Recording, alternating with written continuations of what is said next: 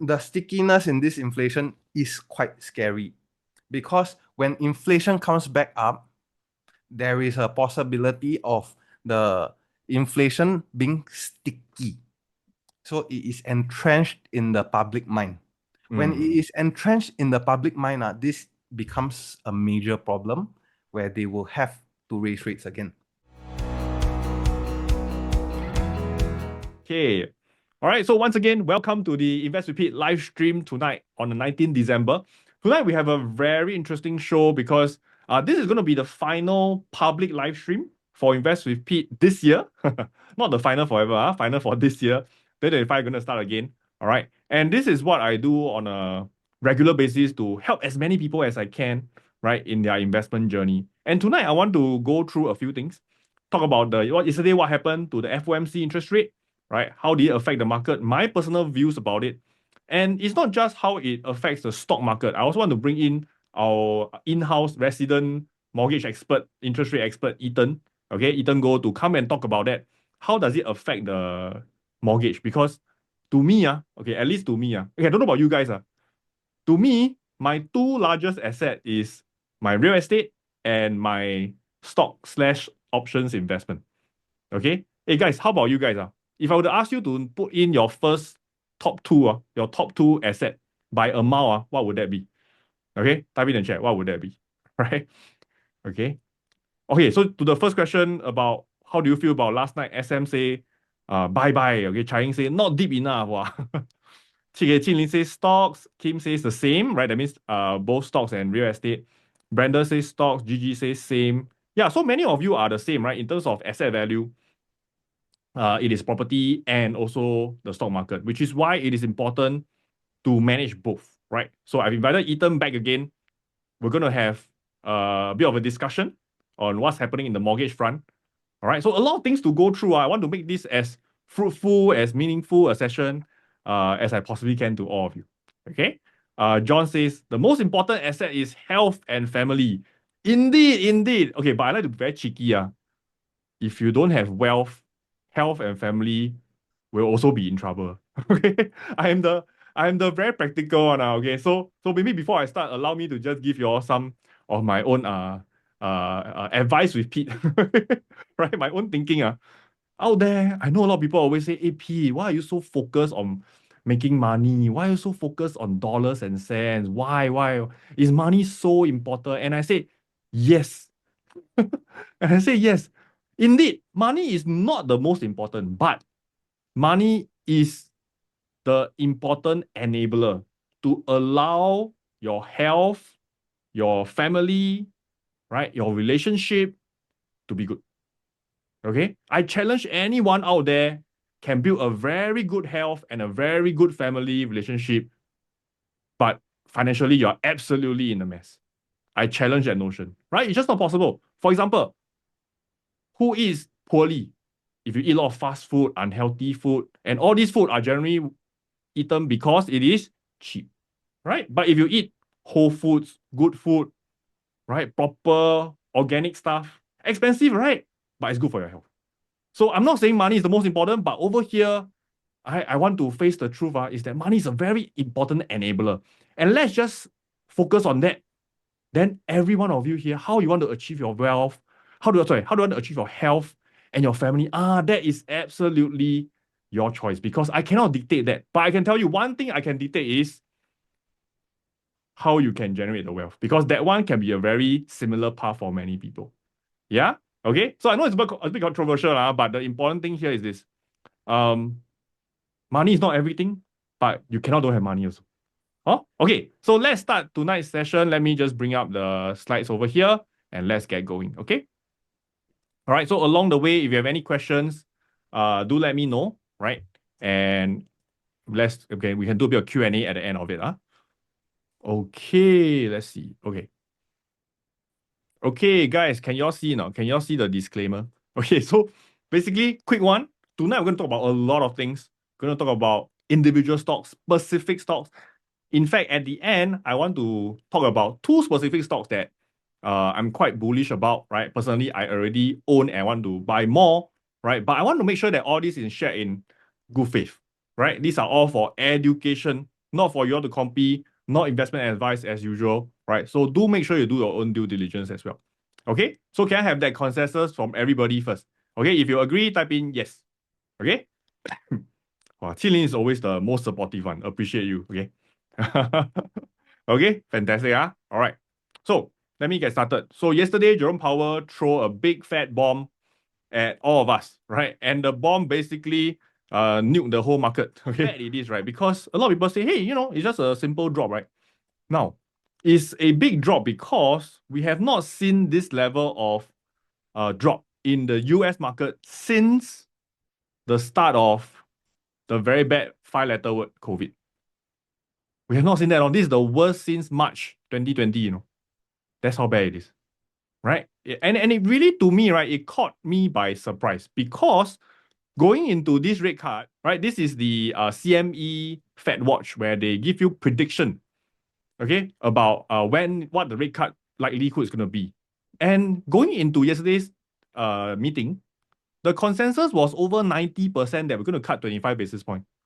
So if it's such a high confidence level, why when he announced the exact thing that we were predicting, everyone was shocked?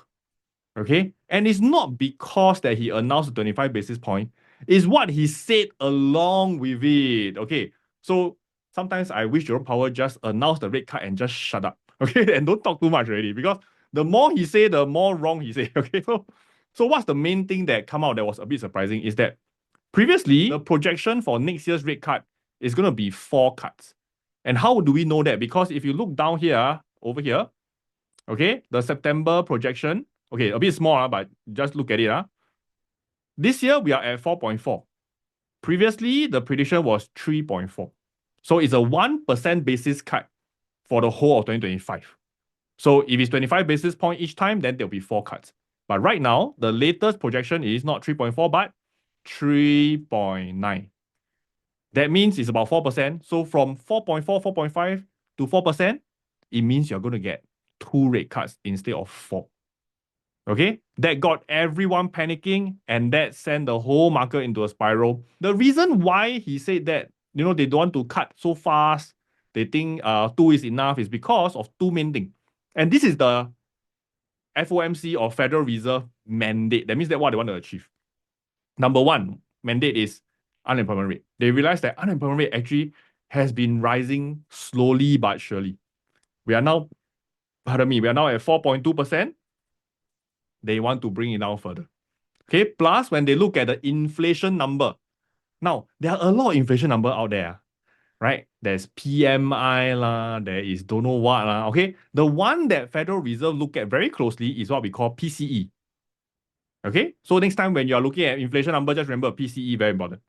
Over here, PCE actually, I don't know whether you can see, has still ticked up a little bit recently and still much higher than the pre-COVID period. And what is the PCE target for Federal Reserve? Everybody, what's the PCE target? If you don't know this, no wonder you are flying around the bush. Okay. Yes, very important, 2%. So we are close, but not quite there yet. We almost hit 2% and then it went up. And Jerome Powell used this as an excuse to cut the rate slower. Okay, so a quick summary, just to sum up all the important points is number 1, Fed feels that the inflation is not coming down fast enough. PCE is at 2.5. Core PCE, that means they remove some of the other things, right? I think housing and energy, right, is 2.7. That means even higher. Okay? And they felt that the labor market has slowed down. And job gains has also slowed down. And lastly, unemployment rate at 4.2, that's something that they feel a bit high. Okay? So I actually recorded this in my YouTube video and I asked the question. Then in this case, right, guys, if we are not achieving the target that we want, inflation 2%, unemployment lower, why are they still cutting rates? Because they could have just said don't cut rates, right? Could they have not cut rates at all? Everybody, can you type in the chat? What do you think? Can the Federal Reserve choose not to cut rates? Instead of 4, they choose 0. Can they choose 0? Absolutely possible, right? Okay, but why are they not? They say that, it's because they don't want to crash the market. No, they don't want to crash the economy and stuff. But honestly, I feel that is not a very truthful answer. Right? I feel that the most truthful answer is this. They already commit to the rate cuts previously. If they were to do a U-turn now, it will look very bad on them. And guess what? Next year is going to be a new administration, and I don't think they want to do that, right? So if they back off now, really, it will impact the market confidence. Not that the economy will crash, but the stock market will crash. And that's a bit of difference, right? So that also tells you, where do you think the government is standing at? The economy market or the investment market? Because if it's for the economy market, they would have just not cut rates at all, right? But they chose somewhere in the middle to lean towards the investment market. So that's my take. Okay, that's my take. Yes, like what KK said, they need to keep the promise, right? So if you look at the dot plot, right? So this was a dot plot for September. Now, for those of you who don't know what is dot plot, very simple. In the FOMC, there are 12 governors / presidents. Each of them got one dot. And they're allowed to put the pin onto a board. You know, sometimes I imagine, right? Wow, maybe Jerome Powell literally go around with a piece of paper and ask them, hey, can you put your sticker here? And see where they are, right? And so you can see that for September and December, this year's is pretty much going to be at this level already. But the main change is next year. Previously in 2025, I think they predicted to be around 3.5 to even 3%. But now they are firmly at 3.75 to 4%. Right? So they're going to cut less. And the majority of them agree. In fact, got more people agree that they shouldn't even cut at all. So that got the market spooked. And that's why we have a whopping 3% drop in a day. Okay? All right. But I think one thing importantly to remember is next year someone is coming in. Okay? The real president is coming in. Just kidding. Okay? Hey, you know who is this? Who is this? I scared y'all don't know. Who is this? Hey, a lot of people say he's the current president. Right? Hey guys, no, he's not the president yet. Okay? He's gonna come in January. Okay, so this is Donald Trump, and this is his very handsome son. Right? So the thing is this. I think Donald Trump here, he's not too worried. He is looking at further into the future. And so am I. I'm also looking into the future. And I want to know, what is Donald Trump going to do and how is it going to impact the market? To me, that is even more important than the short-term interest rate change. So yesterday, the 3% drop, yes, it's very big. If anything, I see as an opportunity. But going forward, I think the most important thing is to look at, hey, what is Donald Trump going to do? How does that affect the market? Would that be good or bad? Okay, so I finished about the interest rate part already. Let me go into what I think Donald Trump's going to do. Because when you invest, guys, you don't invest for the next 6 months. A lot of people, when they invest, they will say, hey, Pete, what do you think about the market in the next 6 months? I say, that's a silly question. I don't look at next 6 months. I look at next 6 years, right? Because that's where true wealth is made. Okay, so let's take a look. Look at Donald Trump, what he's going to do. He has a lot of policy changes. Can be a bit confusing, but I summarize it here for you, right? So for everyone's benefit, okay? So let's go through together. Number one is this, and I love this very much. He said, we're going to reduce the corporate tax from 21% to 15%. Woo! Now, what's the impact of that? The impact of that is very simple, right? Almost instantly, we're going to see higher earnings because you pay less tax, right? So it goes out to the bottom line, produce earnings. But the downstream effect, I think, is more important. When company knows that, hey, last time, if I put in $1, maybe I get 10 cents, right? 10% profit. Now I put in $1, I get 16 cents because I save 6% from here. So every dollar you put in, you make another 6%. Guys, what will you do? If you are a business owner, okay? Those of you who are business owner, right? Or imagine you're a business owner. What will you do? If you know that now you put in every dollar, you make another 6% more compared to the past. Your return on investment has increased. You will put in more, right? So I do expect to see higher production, okay? And that leads to more jobs. I think absolutely is going to lead to more jobs. So actually, if anything, I think this is a damn brilliant move. Because he's going to not make the government pay for employees, right? Not giving out money. He's making the corporation pay for more employees. Fantastic. Okay? Secondly, there's going to be a lot of deregulation. Donald Trump is a very free market person, but he particularly said he's going to deregulate a few industries. Financials, energy, and manufacturing. So you can have a sense of what sector you should be looking at next year for you to focus on. Okay, all right. Number three, this is the one that is very controversial. Everybody say, wow, Pete, inflation never come down. This Donald Duck still want to throw in tariff. It's going to make inflation even worse. Now, guys, this one I spoke to my SMG audience once, so I've never talked about this in the public. It will be a bit offensive, a bit controversial, especially you are left-leaning. Okay, so if you're not open-minded one, then don't listen already. If you're open-minded, let me share with you why I think this is a good thing. Now, guys, think about it, if I'm company A, I can choose to make my things from China or from the United States. Previously, China is cheaper by a big margin. Therefore, I go to China. But now with the tariff, it's probably about the same or even more expensive in China. What would I do? Now, bear in mind, I still have to produce the goods. It doesn't mean I shut down my company because Donald Trump threw tariff, right? So where will I shift my production to, everybody? Where will I shift my production to? Possibly another country, right? But what if Donald Trump tariff everybody? Right? You will shift your production back to the US. Okay? Yes, you might shift your production to other countries, possible, right? But I think the most intuitive thing to do is to shift it locally if it's about the same price. So what I think this will happen, make this happen is that there are going to be more local jobs, right? Increase consumer spending. And I think this will really restart the US manufacturing strength. Okay? Because for the longest time, US has lost the manufacturing power to other countries like China, Vietnam, or even India. Right? So I think this one is a very extreme move, but I think it has some benefits. Don't get me wrong. Yes, tariffs is going to cause goods to go up. But if at the same time, I make more jobs, I create higher wages for people, then net, I can possibly catch up with the inflation. Right? So I think this one universally is going to be good for the stock market to have tariff. Okay? So this is my thing. It doesn't mean it's correct. I'm just telling you what I feel about it. Okay? Last one. Immigration tightening. Now, I think this one really will increase the cost. Okay? It will increase the cost because we all know that illegal migrants who are working, probably they draw a lower pay, right? But once again, it adds to more jobs for the locals. So you can see overall, right, the major or what do you call it, policies of Donald Trump, what is he trying to do?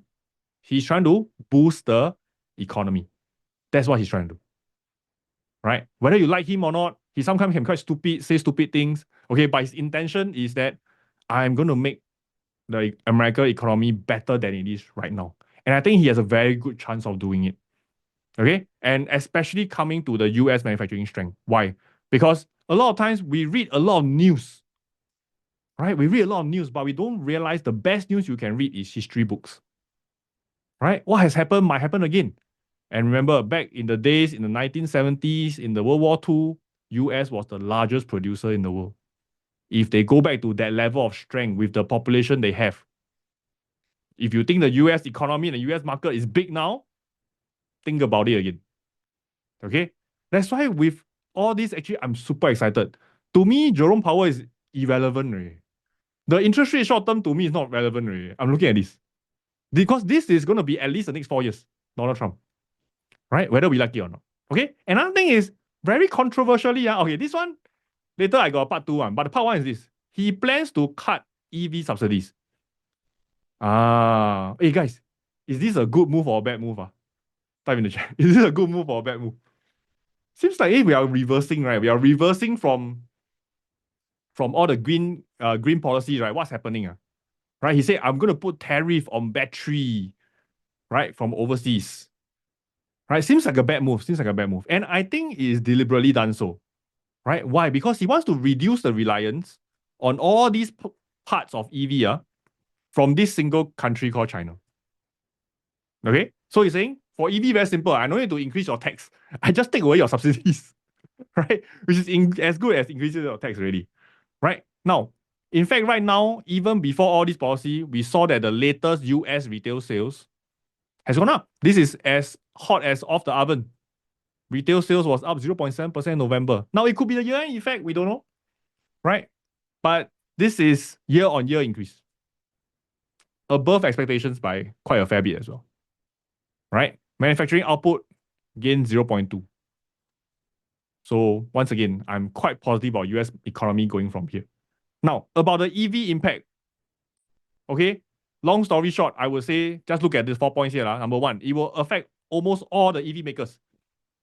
Okay, but the big win will be the US EV maker like Tesla. Because if they can get everything locally sourced, right, then no problem, right? They won't be impacted. But I think it's a big loss for China car makers, like your BYD, your NIO, your XPeng. I think their price will show accordingly, stock market price, right?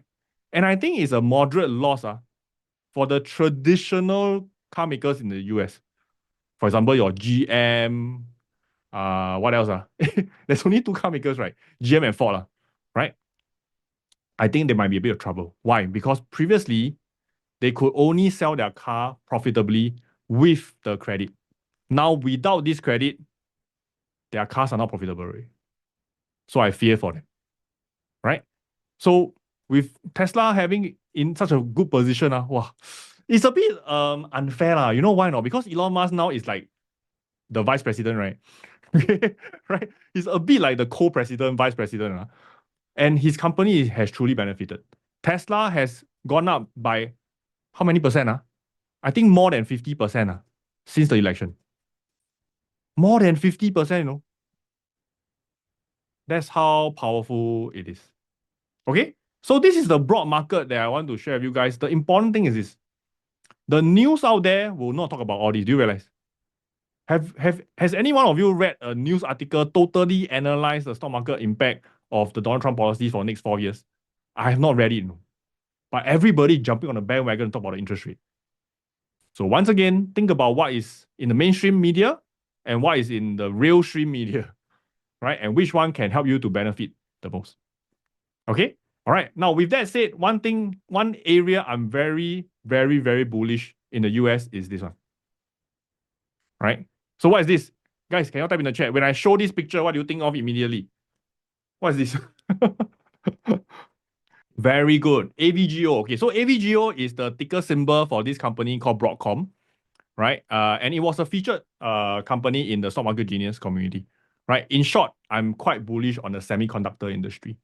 Okay, and in fact, even with the recent dip in Broadcom, right? Okay, our Broadcom position is still quite positive, right? And I intend to add more.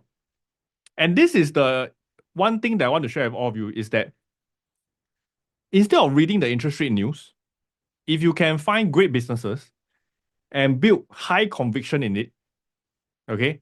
John said largest part in his portfolio now. I hope it's because you invested in it after you got the idea from us. Okay, right? If you can build high conviction and put significant amount of investment behind it, that's where it can start to change your portfolio. Right? So a few things I want to encourage all of you here is this. Number one is that don't look at short term. No, look at long term, LT. Okay, everyone type in the chat, LT. Number two is that once you're looking at long term, find great business. Right? And if you can find a great business, then number three is please put enough money behind your idea. Right? I've seen so many great ideas. People tell me, wow, Pete, this is a fantastic idea. I make 400%. I say, wow, that's a lot. Hey, but how much money do you put in? Right? But if you put in like $10, then you make 400%. That is 400%. That is what? $40. Right? It's not going to change your life.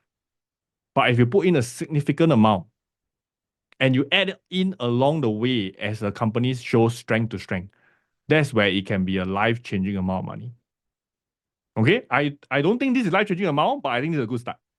Right? And we have others, for example, like Google, we did this risk reversal option strategy. It's making more money. But all in all, if you have high conviction, you put behind it, right? That's where you can truly profit. Okay, and when Broadcom went up a lot overnight, I don't know whether you remember, Broadcom went up like 20+% overnight, right? Guys, what is the thing that you should be thinking as a proper investor?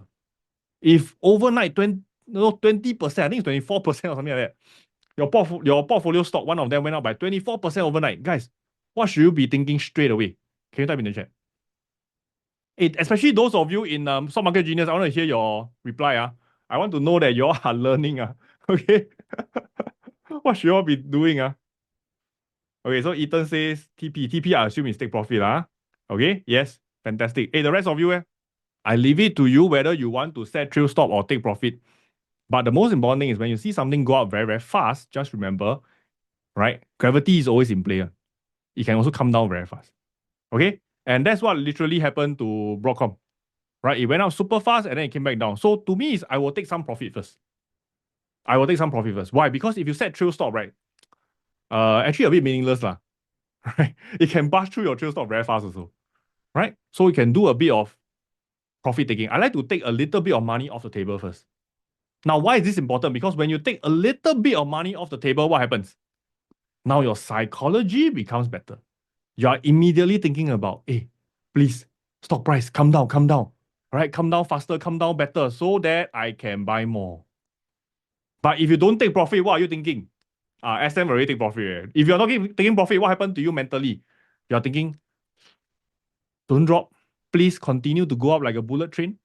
Right? That's what you'll be thinking. So it helps. It helps when you take a bit of profit so that you can wait for the next opportunity. Okay. Good question from Eve and Thomas. What is a risk reversal? Risk reversal is the exact same thing as synthetic. Okay? It's exact same thing as synthetic. It's just whether you are at the same strike price, it's called synthetic. Okay? Or if you are at different strike price, then this is called risk reversal. Honestly, the name doesn't matter. I call all of them synthetic. Okay? All right. So Naresh is asking, are you saying you will close the recent synthetic long? I've already closed some, right? But I've kept some also. So I take some profit off the table. Okay, very important, guys. When you're investing, right? Always ask yourself, what are the things I can do to not just improve my profit, but improve the 6 inch between your 2 ears, your brain, your mindset. Because this is what truly determines. Because I'm talking to over 200 plus of you here, but not everybody has the same result. Why? Because it's how you manage it. Personally, how you manage it. Okay? Right. Okay. So what? A lot of questions. Maybe I take one or two questions first. Jen said, price gap up, will you close the call or the put or both? Both. The answer is both. Okay? I'll close both. Ho Kwang is asking, synthetic very hard to take profit unless you buy more than one contract. Exactly. So guys, like I said, if you can put a significant amount of money behind it, then you can buy a few, maybe 3, maybe 4. Then when you take profit, you can see, let me just sell 2 out of the 4. Something like that. Okay? All right. Fantastic. So yeah, I did almost to the T like what John said. I sold half of it. I sold half of the contract that I hold. Okay? Now, for CM's question, for synthetic, will you cut loss if stock drop very fast like UNH? Okay, so the thing is this, guys, whether you take profit or not, right, has nothing to do with the share price dropping very fast. Now, guys, for those of you who are in my stock market genius, what is the one thing I always ask you all to take note of? When the share price drop very fast, what should determine your next action? Is it the share price? What is the one thing? I always say go and check what first. Tini is correct. Check confidence level. What gives you confidence, guys? Is it the share price? Is it the share price? No, it is the fundamentals. It is the numbers, your earnings, your cash flow, your debt level, all this. Right? Because if a stock, for example, UNH, I don't know whether CM you saw my slide earlier on, that's why you asked. This was an example that I want to give. When UNH dropped very rapidly initially because the CEO died, right? I told my community, guys, those of you who are in my community, remember what I said? Do you remember what I said? I said the price didn't drop enough. Because the fundamental is not so strong. It's a so-so company only. And the price didn't drop enough. Right? I make a joke that probably it needs to drop some more. And indeed, it fell some more. So to me, the important thing here is this. It's not just about the share price. Because if this drop is my dear AVGO, what will be my reaction? My reaction is, I want to buy more. Okay, right? Or if it's another A stock, like what John is saying, John, I know which stock you're talking about, okay? Right? Then I will buy more. If the share price drop like that, I will buy more. I will sell everything. Okay? I will sell everything else and buy. But this is UNH. I don't have the high confidence. I don't think the numbers is good. I don't think the fundamental is great. When it dropped already, my first instinct is maybe drop some more. Because it's not so great a company. Even at this level, guys, to be very honest, I don't think it has dropped enough. It's still not cheap. I just put it very frankly. I know a lot of you out there are UNH holders, but I want to tell you my personal view, my truthful view is I don't think it's such a great business. Okay? I don't think it's such a great business. Okay? And I don't think it's cheap enough at this point in time. Right? So if it's a great business, yes, CM, like what you say, I won't cut loss. I want to buy more. Because when the shopping mall or stock market gives you a discount, you don't return the product, you buy more product. Okay, my wife taught me. Okay. Okay. All right. Okay, fantastic. All right. So later on, okay, any more questions later? We have more Q&A. Later on, I got one more stock ideas to share with you guys for the live stream later on. Okay. But having said that, I've talked a lot about the stock market already. What I want to do now is this. I want to move on to talk about the next asset class that I think many of you are holding and very, very crucial to you, which is your property. And more importantly is how should you manage your mortgage? Right? How should you manage your mortgage from here? Okay. And with that, I want to bring up Ethan, okay, our resident mortgage interest rate expert, to join me here. Hey, Ethan. Hello, everybody. How are you guys doing today? Hey, guys, can you all type in the chat? Say hi to Ethan. When you Hello, when you everybody. saw the FOMC news, was there any reaction on your end, and also any reaction from the fellow bankers? Personally, on my end, I was quite surprised about the cut. Actually, I look at the inflation number. You shocked that you lost $10 to me. I am happy to lose to you, my friend. But the thing is, I was quite surprised because I saw the inflation numbers. They are not really showing it. Yeah. The trajectory is not in the right direction. However, they still decided to cut. But after, like, that was the initial research lah. Then after that, today, I went to read again, went to go and do more research, and I found out that actually they really want to instill confidence in the US economy lah. And that's it, right? I think I've got a few slides. Let me share them. Give me a moment. So let me share a little bit about myself lah. But before that, can I ask everybody, will you all rather pay rent or will you rather pay mortgage? If you want to pay rent, type R. If you like to pay mortgage, type M. I don't want to pay any. I don't want to pay anything. All right. I'm in the right place. Thank you all for making me feel so at home. All right. Thank you. Jealous. So let me share. So I'm representing my own company. I'm Peter Mortgage. We specialize in bank loans. Our job is to help everybody save as much money as humanly possible lah. So to do that, we do a lot more research and to be able to help our clients.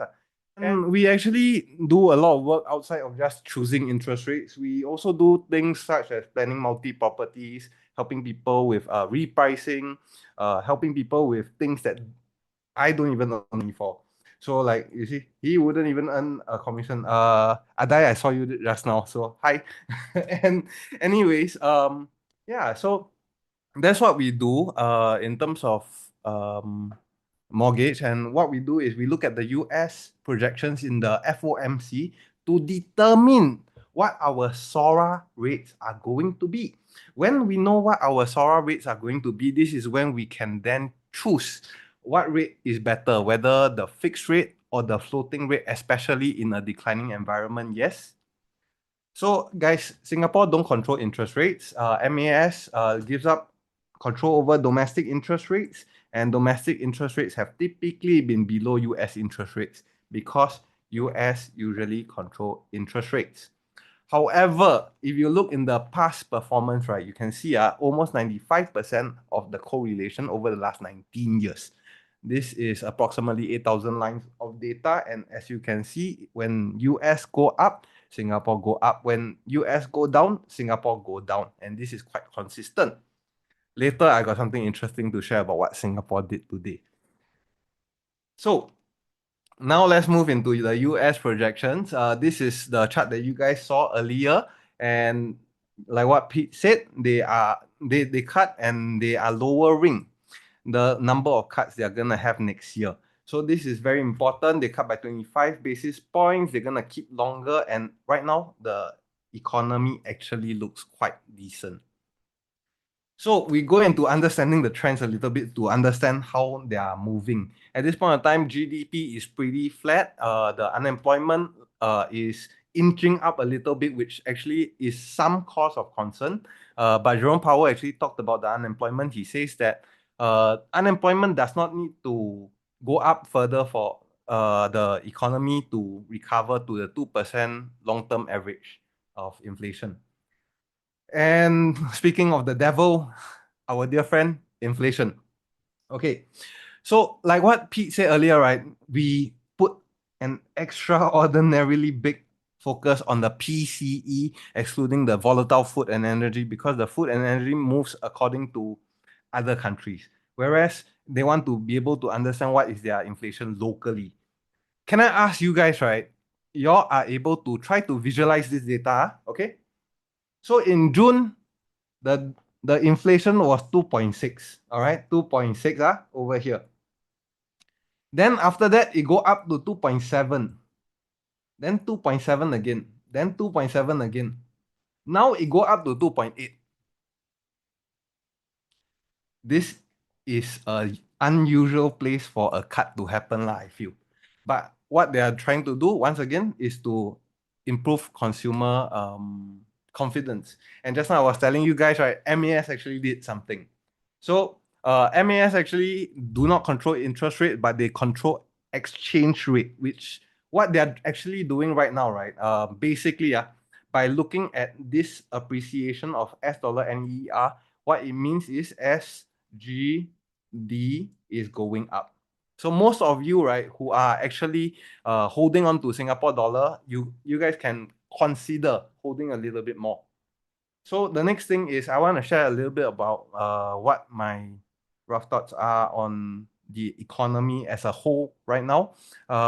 Possibly, right, it might be a premature cut, but I feel there is a strong move to prioritize to the market. Like, hey, we are putting you first. We do not want unemployment to go up. Our priority is to lower inflation, but we also care about the people. So we are going to cut first, then we see how later, so that the impact will not be so strong.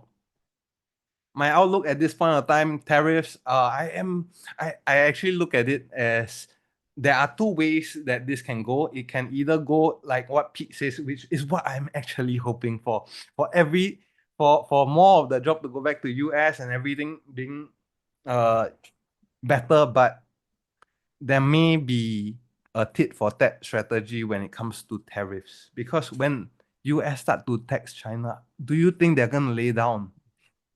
There If will they are definitely be going, some short-term pain. yeah, confirm. And I feel because of that, I don't know what is happening in terms of inflation. It is almost a wild card. This is my favorite drama to look at. I don't need my Netflix anymore. I have got Jerome Powell for 2025, and I tell you, the stickiness in this inflation is quite scary, because when inflation comes back up, there is a possibility of the inflation being sticky. So it is entrenched in the public mind. When it is entrenched in the public mind, this becomes a major problem where they will have to raise rates again. That's it. Pete, back to you. So thanks, Ethan. Thank you so much. So guys, can you all type in the chat, right? Maybe one takeaway, right, that you have gotten from both our sharing so far. You notice that Ethan and I have slightly different views. So okay. So type in the chat, right? What is your main takeaway as an investor and also as a homeowner? What should you do? Okay. All right. So Gabriel is saying, time to go Malaysia. Hey guys, but the thing is this, you should go Malaysia less. Why? I feel that you should put more money to investment at this point in time. Okay, but thanks, Gabriel. Thank you for the comment there. And Ethan, you mentioned that there was something quite hot off the oven that the banks are doing right now. Wow. Okay. Are Exactly. you able to share on that? What's happening on the Singapore front, the bank front? That one second portion. Yeah, second portion, Second Okay. portion, second portion, we'll So get there. so we do the second portion first, then I go and talk about my stock idea, okay? So Oh, Kim is saying the market is uncertain. Shuning is saying time to refinance. Yes, actually, guys, I think all of you who have an mortgage rate that is due, that means you are able to refinance, right? You should seriously look at it because the interest rate has been coming down quite nicely since Jerome Powell started dropping the rates for the last 5 sessions, right? So okay. yeah. So okay, so Ethan, come, I tell us tell what you is the lah. interesting thing that I happened. tell you lah. Okay. So recently, right, this is one thing that has not happened in a long time. Mm. The bank started pulling rates. Pooling rates means what's pooling rates? The rates that they used to offer, they don't offer anymore. They're gonna raise the rates, and there has been a few banks that have been doing that. They pull out their fixed rate, and in fact, we do not sell any more fixed rate. Wait, I'm a bit confused. Previously, Mm, the Singapore rates has been coming down in tandem with the US rates, right? But you're saying right. now the Singapore banks are pulling up the rates in anticipation of possible higher rates, right? Correct. And Why? especially over this, what happens is Jerome Powell actually lowered the thing by they lowered the long-term interest rates, right? They increased the long-term interest rate, so they want interest rates to be higher for longer. And because of that, it will be more expensive for Singapore. And Okay. on top of that, right, what happened previously was that everybody expect the 1% cut next year. Yep. Then now everybody, and especially with the 0.5% reduction in September, everybody overreacted. In September, everybody went on to have a meeting right after. I believe you and I was telling you that some of them, the rates are not out. Yeah. Okay, so if those of us who are holding a mortgage now and we are due for refinancing, Mhm. and now the banks are pulling away the fixed rates, Mm. can we still catch it or is gone already? Can still catch. Not all the Ah, banks have pulled out all the rates, but I am telling you guys that there are banks that started pulling out rates. So I okay. think it is important to act sooner before rather than later, rather than wait for the economist to update the bank increase the rate, then after that we go apply that one too late already. So your suggestion is for those who have a mortgage that's due for refinancing Mm-hmm. to get hold of the fixed rate as much as possible before it's gone. That's what you're saying, right? Yes, correct. But later I break down the numbers, let you all know. Okay, okay. What are we doing now? What are we doing now? Why Rather than do we it talk now? about in Why air. not? Let's do it. Okay, give me a second. Okay, because previously, right, I always thought that because rate is coming down, so floating rate Mm, better, right? Okay, right. But it seems like now the bank themselves feels like the fixed rate is better because they want to increase the fixed rate, I assume. correct. So I share with you guys a little bit about mortgage first. Mortgage is one of my favorite things because it allows you to buy a home in Singapore. Homes Yep. in Singapore, very expensive. So this you are able to choose fixed or float, and then after paying off your mortgage, you are going to own the house. Currently, we are looking at fixed rates or floating rates. This is what we want to look at lah. When you're looking at rates, we take $1 million as an example, okay? So if we're looking at $1 million over here, we can either choose the fixed rate of 2.465. This is a weird rate. Let me tell you. The year one is 2.55. Yeah, I Year never see three two decimal points is on it. 2.38. It's a weird thing. I created a calculator to calculate because banks don't like to compete normally. So they create all this kind of thing. I create my calculators. So we have the choice of having this package or a floating rate of SORA plus 0.4. So we look at SORA right now, okay? SORA 3 months is at 3.128. If we plus 0.4, we get 3.5. 3.528. Yep. Mm. Correct? So at this point of time, this is obviously better, but how much? All Wow, right. so once the fixed rates are gone, then that means you are stuck with the 3.5. So the difference is actually about 1%. Correct. How much does that translate into dollar sum, like per month? Glad you asked. All right. Ah, So, okay, come.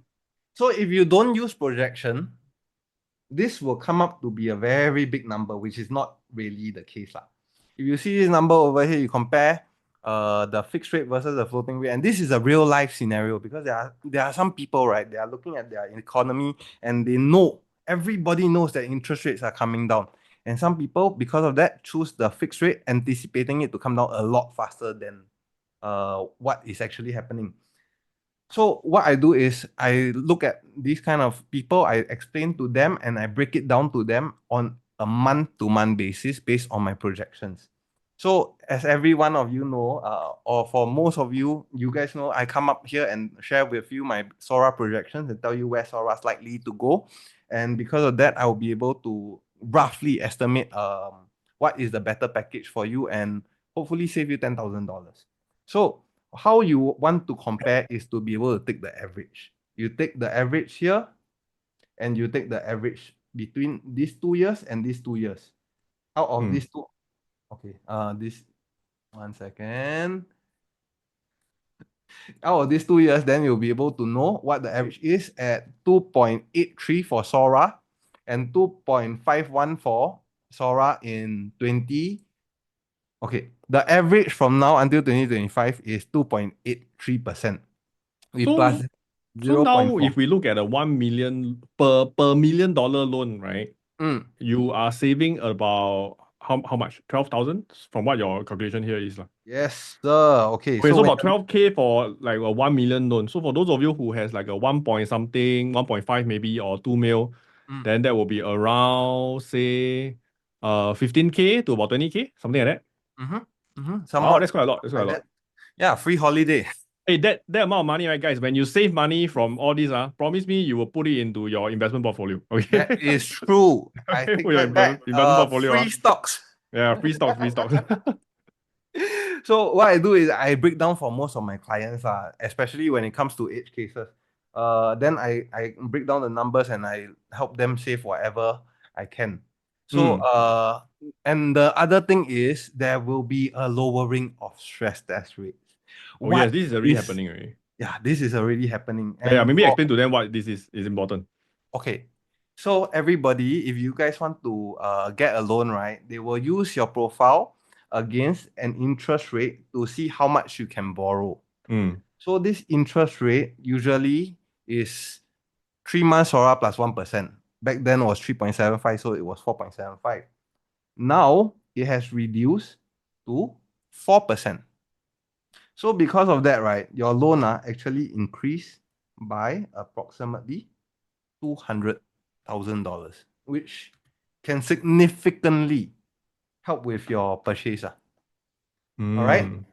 So So, guys, for those of you who are looking at buying property, I mean, I also do property research for my clients, and I've mhm, been telling them, right, there's a very good chance next year we're going to see likely higher property prices because the loan capacity of everybody is going up everybody, just because of the stress test changes, right? absolutely. So if you can borrow more, guess what? With the same amount of salary, now you can buy a higher price. It may not necessarily mean a bigger place, but it means you can afford a higher price, right? So when it comes to property, is a limited asset.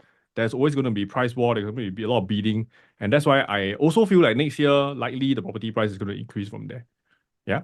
So as a property owner, I'm happy about it. Okay, but for those of you who haven't taken action, I would suggest you to seriously consider it, right, and think about what is the downstream effect that will impact on you. Okay.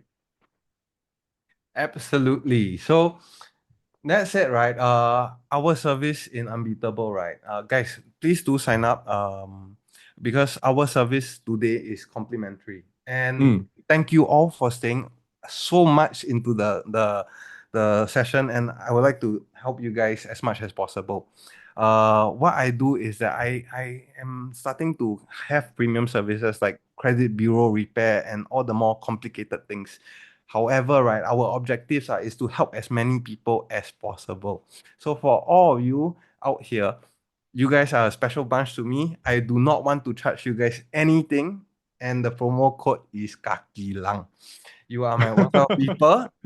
And then because you are my own self people, I really don't want my company to charge you. My company is not just me. My company got two other people, one ex-CFO, the other one also another investor. So yeah, you're in good hands, right? Yeah, so guys, I've posted the link to Ethan's complimentary service.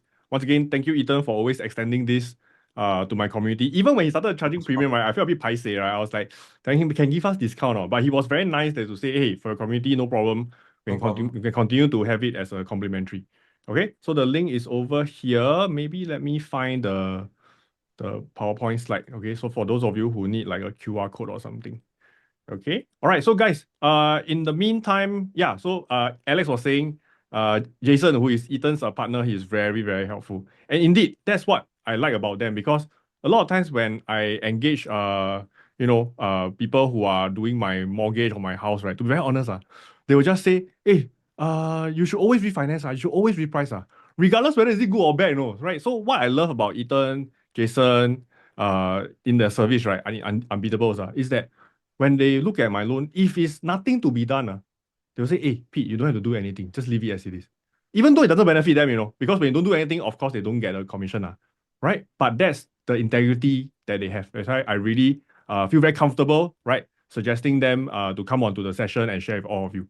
Okay, so once again, here is the unbeatable QR code and also the link, right? So you can go to rebrand.ly/unbeatable loans, fill in the form, right? And Ethan and his team will get in touch with you to have a complimentary mortgage consultation to look at your current mortgage and see if anything needs to be done. So really it's a no-brainer. If there's nothing to be done, they tell you good, right? You're in good health.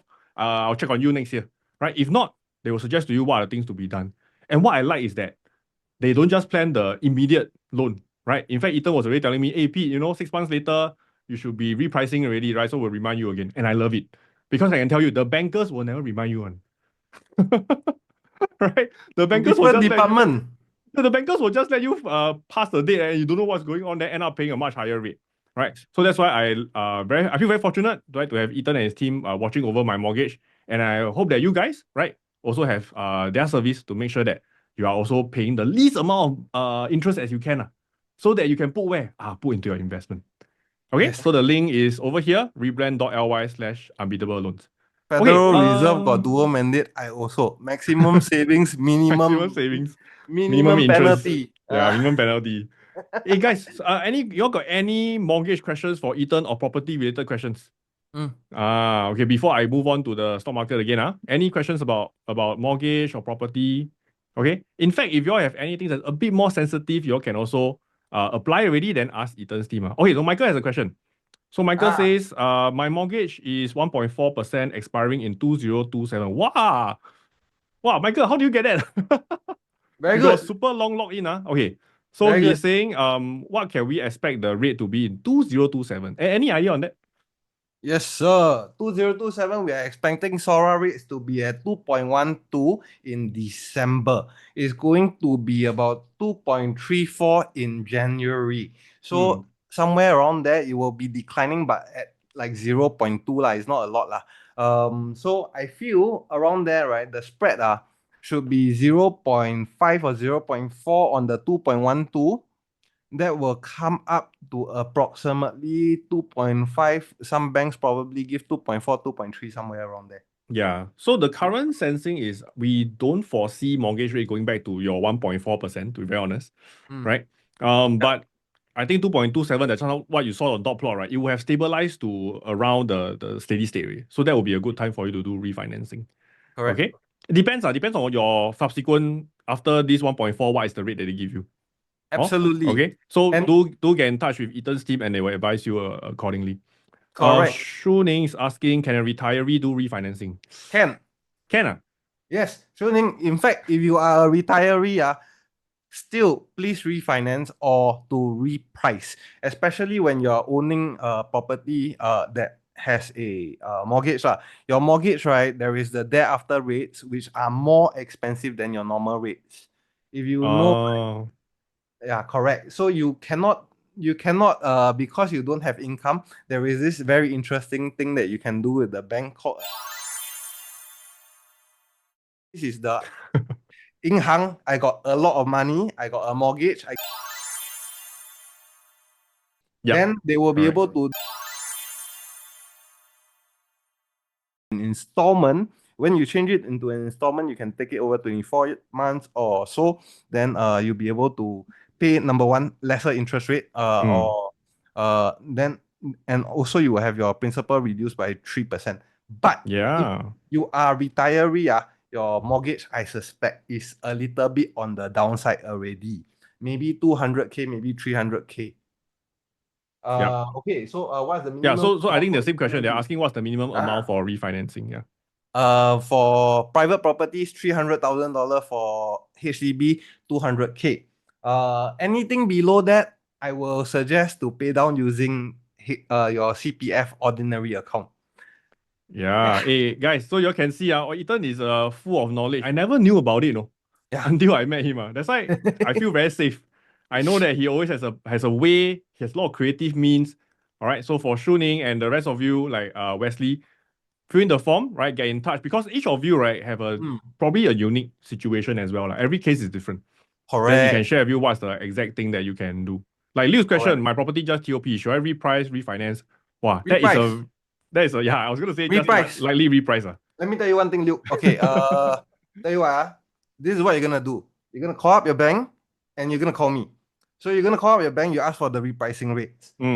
They are, your property TOP, right? There is still one portion that haven't come out, which is the CSC, Yep. the certificate of statutory completion. Yeah, the This last one. will, Basically, they will release 15% of this property price out. And the problem is why you should not refinance. You should not refinance because the bank got a grip on you. If you refinance without the bank dispersing the last 15%, right? They will be able to charge you a penalty for undispersed loan. This undispersed loan penalty depends on how kind the bank is. If the bank is very kind, they will give you 0.75. If the bank is not kind, they will give you 1.5%. Context. So $1 million. cannot see my friend. Okay, never mind. We use mental sum. Okay, $1 million, right? About 150K is going to be in the undispersed loan. 100, and you take that, right, times 0.75 or 1.5%, right? You get about 4.5K. 0.15%. 4.5K. 2. My apologies. 2.225. Yeah, 2250. Yeah. So 2250 is going to be the number to beat. What we will do, right? We will see what your bank offer you. What is the penalty? Yeah. Then whether is it worth it or not? to correct? Whether is it worth it or not? Correct. If it's worth it to move, then we move. If it's not worth it to move, then we don't move. Okay. So guys, very important. Leave the emotions out of the equation. A lot of time when students come to Ethan or myself and ask, hey Pete, wow, my mortgage still has penalty. The word they hear penalty, right? They straight away don't want to refinance, right? Because they think that the penalty is a lot. But actually, when you sit down and do the numbers, and you realize, hey, actually the penalty is only 2,250. If my new mortgage can save me, let's say $400 a month, then I will easily recoup this in like a few months, right? Correct. Absolutely. Okay. So guys, if you have mortgage, I would strongly suggest just go for this complimentary consultation. You never know how much you can save. Correct. So, okay. Kunki has one question. If bank loan is below 200K for HDB, how does refinancing work? Firstly, can refinance or not if it's so little? People don't want you. And if you go don't over like that, and okay, sorry. Okay, so $200,000, right? The bank may or may not want to bring you over. There are some cases, $150,000, they will bring you over. However, they won't give you any legal and valuation subsidy. Then you have to pay the legal and valuation yourself. Then it's not worth it anymore. Which may not be worth it, right? Yes, correct. You come and count with us, we will help you. Yeah. You just go to Ethan and he'll count for you. See whether it's worth it. Yeah. But my suspicion is less than 200K probably not worth it, right? Yeah. I tell you, honestly, at this point in time, 200K, right? The interest rate they give you probably BS lah. All right. Now 250K fixed. 1.5. That's very low. Don't need to refinance. No need to refinance. Yeah. Leave it there. Leave it there. Then 2026, In fact, you call me, then make appointment for 2026, then we talk again. So the thing Yeah. is, right, you see, your rate right now 1.5%, it is below the CPF ordinary account. So you don't Mm. use your CPF ordinary account to pay back, you relax. When the 1.5% is gone, now the 1.5% is replaced by a 2.5% package. But the 1.5%, when it is gone, then you use your CPF to pay. When you use Mm. your CPF to pay, right, the real cost is 2.5%, your ordinary account interest. Yep. So Okay. yeah, let's save money together. Get in Yeah, touch. indeed. Okay. Thanks, Ethan. Hey, everybody Welcome. put in the chat, type in CCC to thank Ethan for all the Yeah. very valuable knowledge and sharing his nuggets of wisdom in how to managing your loans. Okay, so Thank you guys, all. once Thank you again, all. for those of you who need help in your loan, you know what the link is. I'm just going to put it in the chat one more time, right? rebrand.ly/unbeatables, right? I think many of you here are really clients of Ethan. I really appreciate Ethan lending this support to the community. Okay, if you need help with your mortgage, you want to make it better, save money, right? So they can invest more with me. Right. Absolutely. Go to the link and fill in the form and his team will get in touch. Okay. Pete, I Now. got tagline. Oh yeah, what's the tagline? Have no fear, unbeatable is here. You call us, we appear. Wow, nice. Have no fear. Unbeatable is here. Okay. Can. Okay, so we have finally come to the last segment already. Okay, and I hope that is the segment that many of you are looking forward to. Now, the stock market genius guys, you all already know my stock ideas, lah. So maybe you all can lock out already. Okay. I'm just kidding. When you are investing in great businesses and you have high confidence of what you have in your portfolio, right? And you saw your portfolio drop by 5%, that's the amount of my portfolio dropped yesterday. How should you feel? Your portfolio dropped by 5%. How should you feel? -5. Okay. I want to reset all your mind. Right? How should you feel? It is okay. Chin okay only. Okay sounds not very okay. You know, a lot of time I ask my wife, hey, are you okay? She say, it's okay. Wow. I tell you, I'm in trouble already. Okay. If my wife just tell me she's okay, I'm in trouble already. I need to see she's happy. Right? Right? Irene says chill. Jess says life goes on. Guys, I am bloody happy. I see my portfolio drop 5%. My eyes got bigger by 5% or got bigger by 10%. Right? Because I know in this case, the fire sale is starting. I want to buy. Right? So, guys, over here, I want to change all your mindset. A lot of you are still saying, oh, nothing to worry, right, Alan? Clara said, take a break. No, don't take a break. Break is for losers, right? Take a break when you are dead. Okay, go and sleep when you are dead. You should be taking massive action. You should be looking at what are the stocks that you can buy, that you can invest in. Because if you don't do that now, when they give you a discount, when you want to buy? You want to buy when the price is high, is it? Right? So this afternoon when I do my recording, I already give it one time to my community. I want to share with you guys one more round, right? A lot of times it's not the stock idea. To be very honest, although I'm sharing you the stock idea, I tell you it's not the stock idea, right? But it is the mindset. Okay? Because for example, this was an email that I got from one of you, right? She is a subscriber, so she said, hi, hey Pete, good day. I have a small portfolio. I don't know how small, okay. A lot of you very humble. I mean, tell me small portfolio, right? When I look at the portfolio, wow, it's like 7 figures. Okay. So it is up 94% year to date.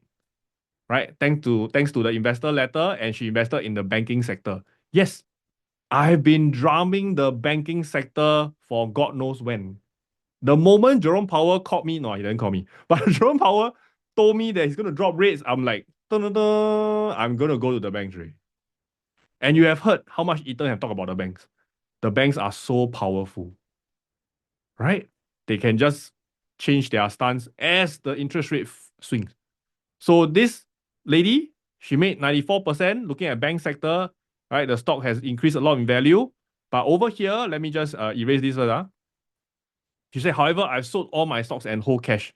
It's really not a smart move for taking profit on the stocks too early. Indeed. Now, guys, a lot of times people say, hey, Pete, if I take profit before the 3% drop yesterday in the Nasdaq, right? Wow, then today I deploy again, I'll be so much richer. But the question that I have for every single one is this. How sure you are that you are able to sell out everything yesterday? That means you were 100% invested. The next day you are 0%, and then the next day you're 100% again. No normal human being can invest like this. At least not non-robotic mind. Okay? So I would say, in fact, I replied to this student, right? But generally, I would say, don't invest in a binary way. Don't say, oh, 100 in, 100 out, 100 in, 100 out. Because I can tell you, for this student, I'm very sure she's at this position now where she's 0% invested. But will she be 100% invested when the stock price goes up? Is a question mark. I don't know. Okay? So she wants to learn more and to build her portfolio again, which I wholly welcome. And the important thing is this, guys, always keep a set of watch lists with you. Can everyone type in the chat? Watch list. Because especially for this lady over here, she made 94% this year already. Wow, very good, very good. But what was her first instinct? Her first instinct is to what? Can I sell everything and go cash? Just now like what I say. For example, AVGO, should you sell everything? Honestly, I didn't. It's up to you to decide, but I didn't. I sold half. Right? Now, the problem with this move is that she's 100% out. The question she has in her mind is this. If I buy now, what if he drops some more? Then should I buy? But if I don't buy now, it go up, how? Wow, you're in this very big dilemma. All right? In this very, very big dilemma, you don't know what to do. So it's very important to have a watch list, okay, with you, so that when you see a stock price drop, right, you can say, hey, this looks interesting, right? This company I've been waiting for some time. Now the price is getting lower and lower. Let me just, slowly build our position from there. Okay? So I hope that every one of you here will be like my student here, 94% year today. Wow, I'm very happy for her. Way better than me. This year I don't have 94%, okay? Right? But the important thing is this, right? Don't invest binary because you are setting yourself in a very bad position. Now, I want to give all of you my Christmas present before I go and have a break. And this Christmas present is basically my stock idea for this month. Okay? And it is also from this sector, right? Okay, so can everybody type in the chat, make a guess. Which company do you think this is? Make a guess. Banking sector. Banking sector. Okay? Is it that easy to guess? Okay. So yeah, for those of you who are in my community, you will know that I've been a big fan of JP Morgan. I think they are one of the most well-run, well-oiled, and most profitable bank in the US. Right. In fact, I think right now they are the biggest, if I'm not wrong. Right. During the Silicon Valley problem, right? If you still remember, they came in and saved the world. Right. So over here, this is JP Morgan. Now, yesterday, JP Morgan had a very big dip and it actually broke through the 50-day moving average. Okay? Now, guys, can you look at the past history of this stock and tell me where is a very strong support level for this company based on moving average? What number? 20, 50, 100, 200? Okay, by the way, the 20 is green, right? 20, 50, 100, and 200. Yeah, 50, right? Okay, quite a lot of 50 or maybe 100. So when I see it come down to the 100 level, right, you can see this? Right, around the 150 level, wow, I get very excited because the last time I saw it come to 100, right, was in September, guys. I've been waiting for 3 months already. Oh my goodness, right? It's like you're chasing some after your spouse, right? You wait outside the window for 3 months for them to come out. Right? Wow, I see this already. Wow, immediately my heart start to beat faster. Okay? Right? And this is the level of conviction that I wish that every one of you would like to build. When you have high conviction, right? You know that when the price drop is something that is exciting for you to look at and not depressed. The MACD looks good, RSI looks good, stochastic is more than ready. Right? So this is my stock idea for all of you, my present. I am personally invested. I intend to invest more. But guys, once again, the thing is this, let me go back to the previous slide. Okay.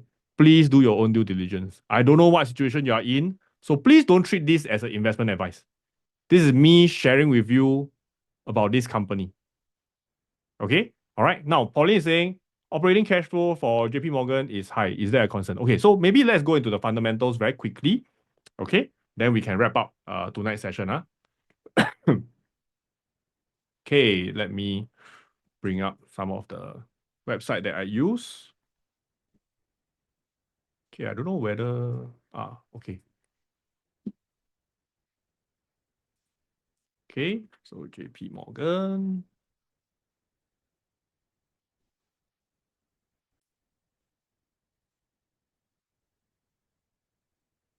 Okay, all right. So guys, when you look at what do you call it? Operating cash flow or financial statements, the important thing is this.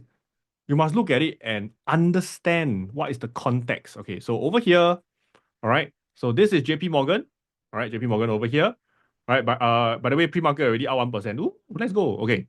So look at the net income, it has always been increasing very steadily, very nicely. Okay.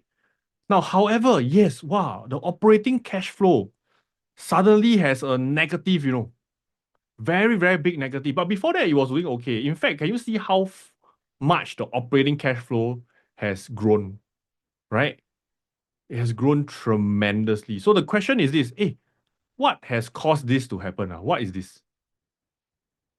Guys, can you type in the chat? By looking at this, this statement over here, can you tell me what caused the negative, hugely negative operating cash flow? That means, the company not making money, something wrong. What is that? What is the issue there? What was the issue? Type in the chat, type in the chat. What was the problem? Decrease in loan. No, can you read this? Guys, can you see the negative come mainly from this thing called change in trading asset securities? So can you read what it says? It says it's the fluctuation in the value of the securities for short-term trading purposes. So what does it mean? That means the operating cash flow, is it really the cash flow changing? No. It is given a very big negative because the trading asset that they hold temporarily had a loss, paper loss. So it's as good as someone come to your portfolio and say, hey, Pete, yesterday your portfolio dropped by 5%, therefore you are 5% less valuable. It's correct if you look at it yesterday. But is it accurate to look at it as a yearly statement, for example? Or even as a monthly statement? What if tonight the portfolio go up by 5%? Right?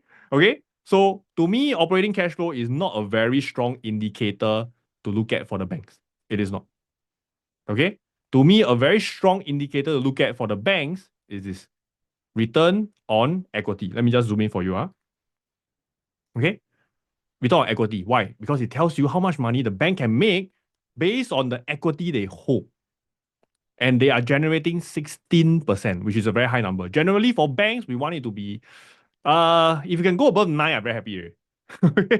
But they're at 16, Okay? And return on asset is 1.33%, so that's fine. Right? So this is a very, very high number. It tells you how profitable, how highly effective this business is. Okay? So I really like the business. I think this is one of the most well-run banks. And should Donald Trump be successful when they deregulate the banking industry, right? And we have mortgage increasing in the US, mortgage application increasing. I think JP Morgan will have one hell of a day when it happens. Okay? All right. Let's see. Any other questions? Okay. Joseph is asking how to join Stock Market Genius. And Qin Ling already give you the referral code. So good. You can use her referral code. All right. Anybody who wants to join, just use the referral code. Easier. Okay. A referral code is good for both of you. I think you get a discount and also Qin Ling get some credit. Something like that. Okay. JC is asking if you don't have enough capital to buy one synthetic, is it advisable to buy call without selling put? The answer is yes and no. Why? Let me explain to you. Okay, let me explain to you. For those of you in the Stock Market Genius, you know I say this a few times already. Okay. So, maybe I don't use option strat. I just talk about it here.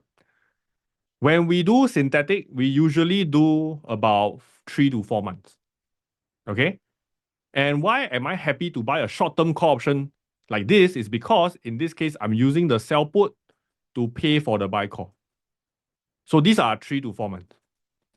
Now, usually people would be a bit scared to buy a buy call for 3 to 4 months. Why?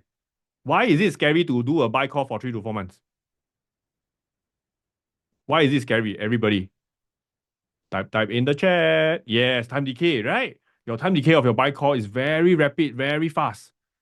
If you are 3 to 4 months only. But in this case, why synthetic P is not scared? Why are you not scared? Those of you in the stock market genius. Right?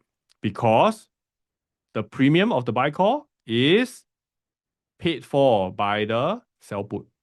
So you are net neutral volatility, you are net neutral synthetic, net neutral time decay. Okay? Right? So that's why synthetic, I'm okay to do 3 to 4 months. But if you are not doing the sell put and you just do a buy call for 3 to 4 months, what happens? You are fully exposed to the time decay, then you will die. Okay? If the share price don't move in 3 to 4 months, then you lose the call option money. Right? But in a synthetic situation, let's say if the share price don't move in the 3 to 4 months, I'm okay. Because my buy call, even if it decays to 0, it is fine because it is paid for by my synthetic. Okay? Claire asked a great question. Why 3 to 4 months? Very simple. Because that is usually the sweet spot whereby the premium of the put option can offset a majority or all of the buy call option. Okay. So that is the main thing, right? Okay. Kikun is asking, if synthetic drop a lot, would it be advisable to add a buy call? Once again, it depends on your conviction. For me, high conviction, I wouldn't just add another buy call. I will add another synthetic. That's me. I'm very aggressive. Okay? Because to me, if you are not aggressive, then when the situation is very good, like this, drop 4-5% for you already. You don't take action, you don't be aggressive. When do you want to be aggressive? You want to be aggressive when the price is high at this level? No, you want to do it when it's low, right? Okay? So I have this mantra that I always tell my students. When the market looks dangerous, that means price very high, do the safe things. Don't be so aggressive. When the market looks really safe, the prices are low, low, low, low, be aggressive. Okay? All right.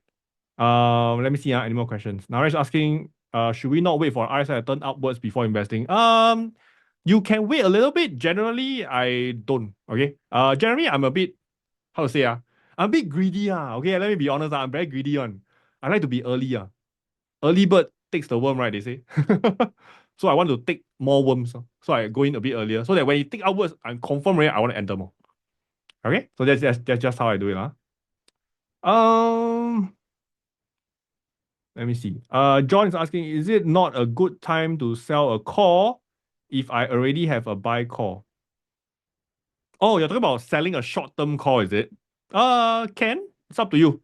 But a bit hard to answer you here because it depends on what stock it is, what's the trend of the stock, because it depends on the behavior of the company, right? Okay, it depends on the behavior of the company. Okay, Pauline asks, is it possible for one leg to get exercise? Yes.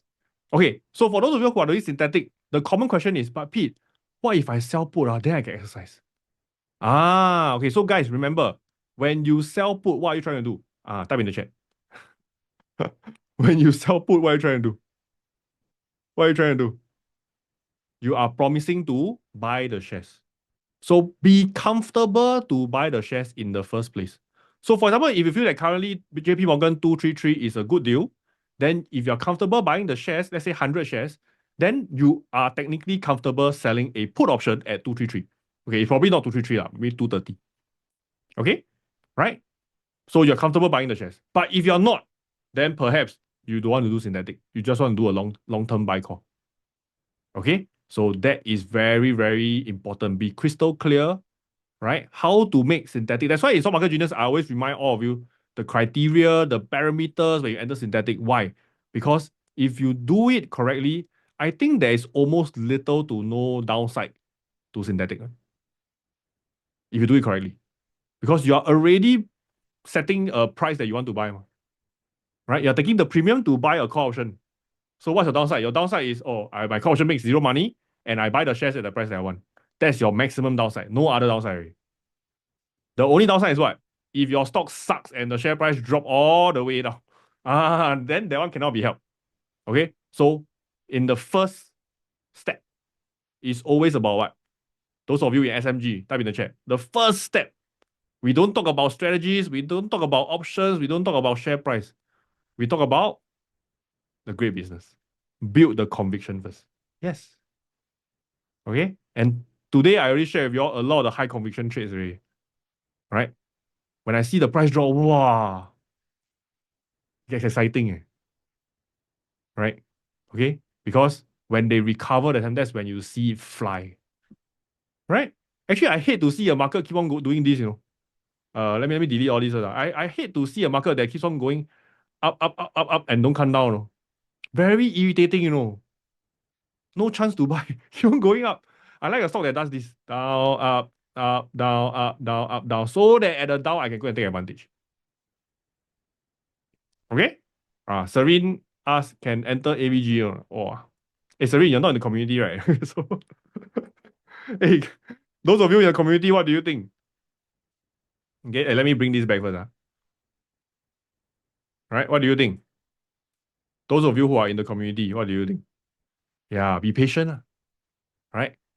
Gravity doesn't just exist on planet Earth, it exists on planet stock market. When the price go up so rapidly, there will be a pullback on. Whether the pullback is here, then go up already, I don't know. Or it could be a pullback like this, Ah, right? Nobody know. Or it could be like our dear China.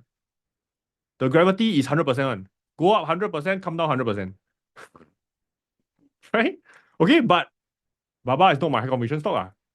Right? So I don't really care about it. Okay? All right. So so for those of you, I want all of you to have a good year. Right? I already give you all my stock idea already. The last thing I want to share with you all is this before we go. Is some things that I want you all to take note of as you enter the new year. Okay?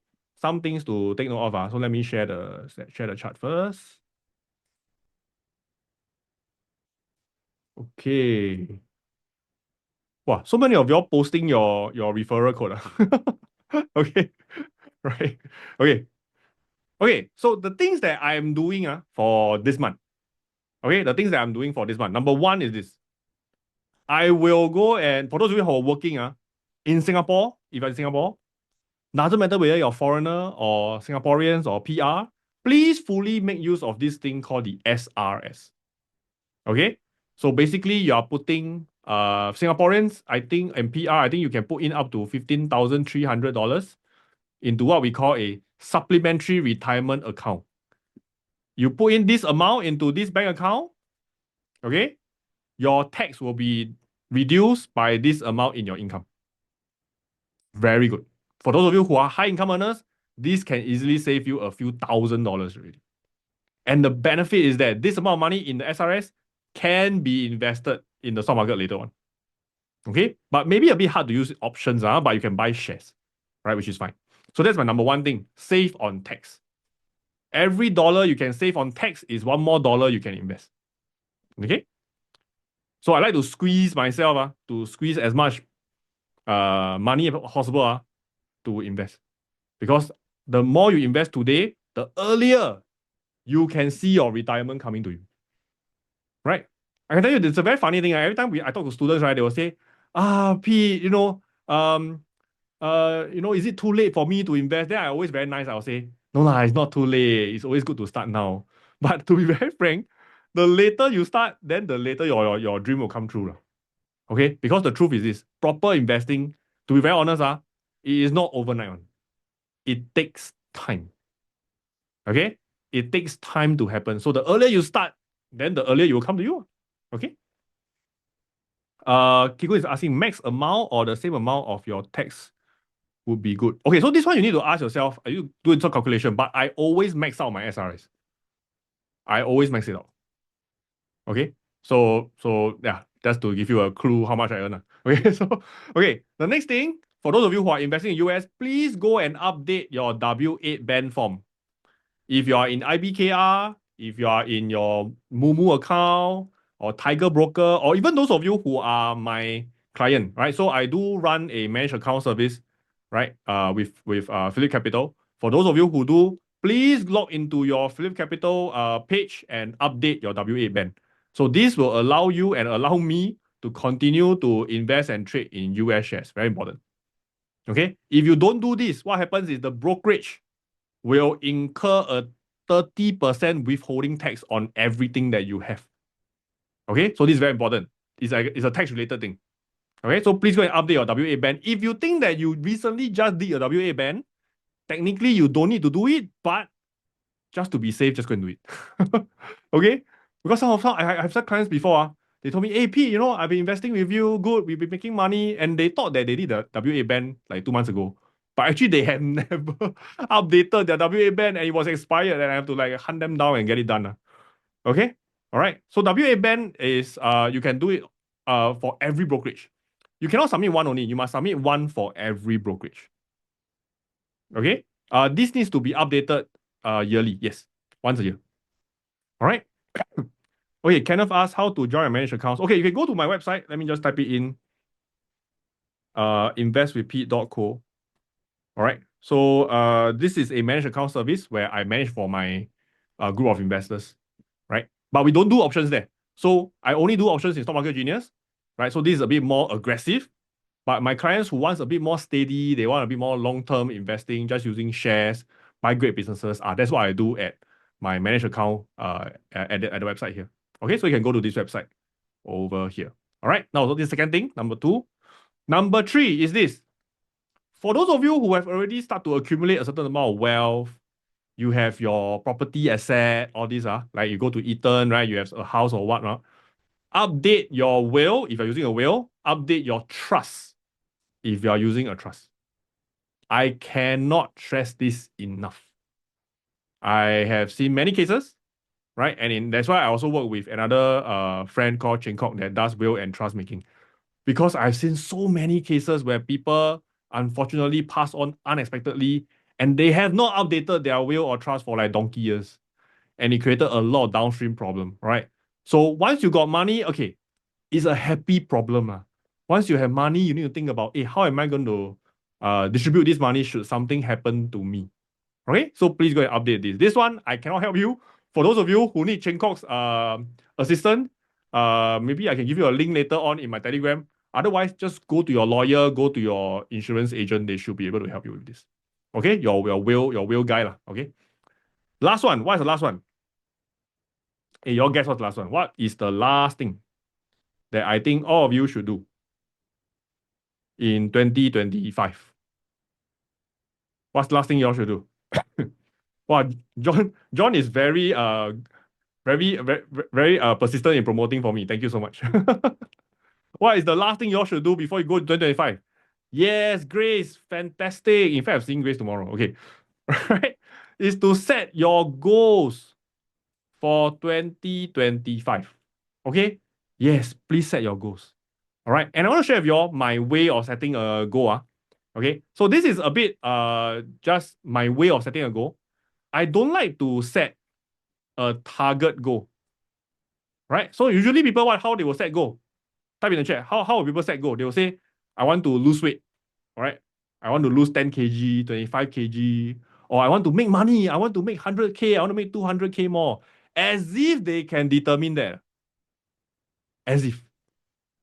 Right? So I like to use relationship analogy. It is like when you are dating with someone. Let's say you're going after, let's say for me, I'm going after my girlfriend. Okay?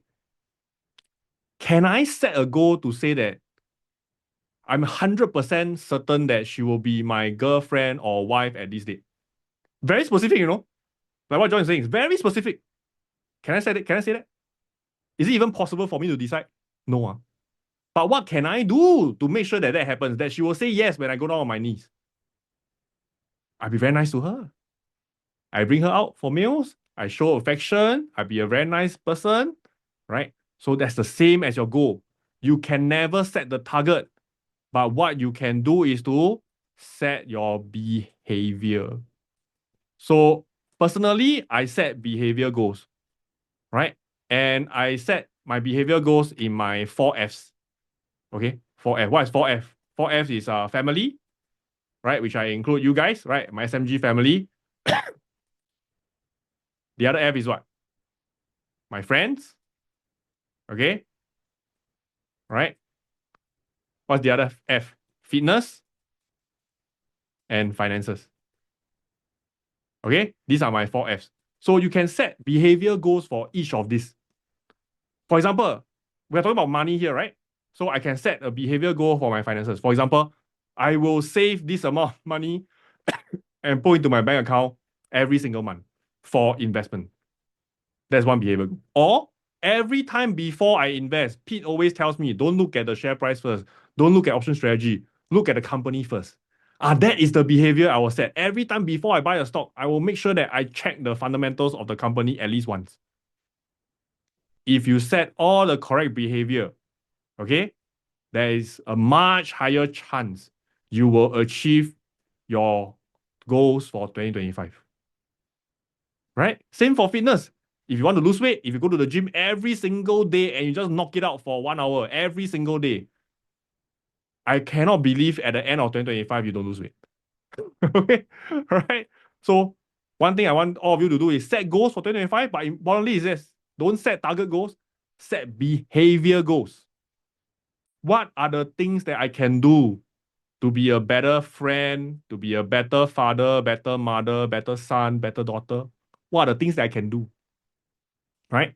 What are the things that I can do to be healthier so that I can spend the money I make in my financial side? How can I be a better investor? How can I invest with more healthy mindset, stronger mindset? Right? How can I look at the share price drop and still smile like what Pete said instead of crying? Okay? Right? So guys, go forth with these 4 things. Actually, the top 3 are a bit frivolous, but the important one is the 4th one. Set your behavior goals, and yours should be set for the next year ahead. Okay? So that's all I wanted to share. Now the time is already 10:35. Market just opened already. Hey, you want me to take a look at market or not? Let's just take a look at market very quickly before we go. Okay? Hey, so guys, but do you all enjoy this session or not? Together with Ethan. Do you all enjoy the session? All right, type in the chat. Let's see. Hey, how's the market? Wow, we are up already. So Jerome Powell is wrong. we are we are up already. We are up already. Okay. So over here, you see S&P up 1%. Oh yay. Okay. Nasdaq up 0.85. Dow Jones up 1%. Bitcoin up 2%. Value stocks up 1.5. Okay. So guys, you all can see usually when the market react violently, gravity will also pull it back up. Okay. So please go and look at the good companies that you have and remember to invest safely, right? And happy hunting, everybody. Okay. So for those of you who are in SMG, I'll continue to see you almost every week, right? But for the rest of you, I will see you in 2025. Set a solid goal and I will see you guys. Okay. So that's all we have. Thank you, everyone. Thank you so much. Right. Have a good rest. Happy Christmas. And I'll see you in the new year. Bye-bye.